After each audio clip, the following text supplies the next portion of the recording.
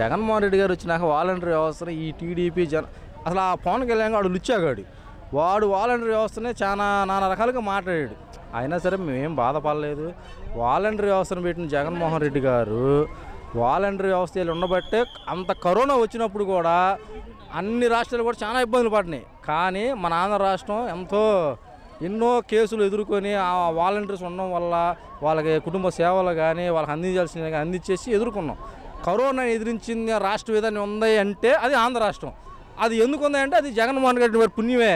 ఎందుకంటే వాలంటీర్ వ్యవస్థను పెట్టినందువల్ల, ఆ వ్యవస్థను పెట్టినందుకు పక్క రాష్ట్రాలు కూడా వాలంటీర్ వ్యవస్థను తీసుకురావాలని చెప్పేసి పూనుకుంటున్నారు. అది వాలంటీర్ వ్యవస్థ అంటే గొప్ప విషయం.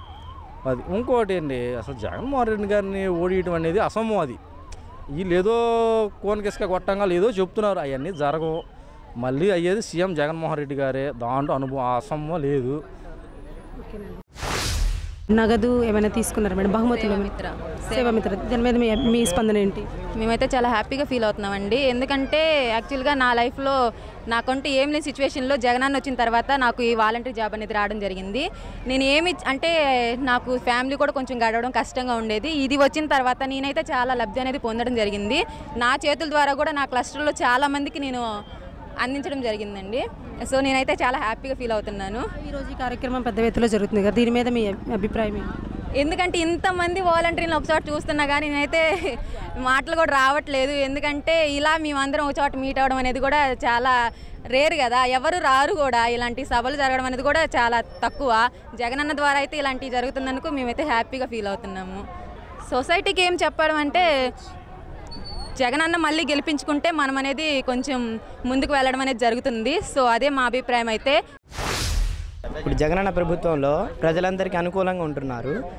ఎవరికైతే ఎటువంటి లబ్ధులు రాలేకపోయినా కానీ వాళ్ళందరికీ ఎటువంటి లబ్ధి పొందాలో వాళ్ళకి అర్హులు అయ్యారు కాబట్టి వాళ్ళకి చూసి మరీ లబ్ధి పొందేటట్టు చేస్తున్నారు.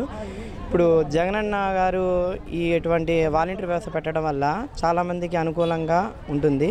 నేను చీరాల నుండి వచ్చాను, చీరాల పేరాల నుండి 6వ సచివాలయం నుండి వచ్చాను. చీరాలలో కరణం బలరాం గారు ఎమ్మెల్యేగా ఉన్నారు. ఇప్పుడు ఆయన పరిధిలో కూడా చీరాల నియోజకవర్గంలో బాగానే ఉంది. ఇప్పుడు ఆయన తనయుడు కరణం వెంకటేష్ బాబు గారు కూడా రావాలి అక్కడ ఎమ్మెల్యేగా, పైనేమో జగన్ గారు సీఎంగా రావాలని నేను మనస్ఫూర్తిగా కోరుకుంటున్నాను. Thank you.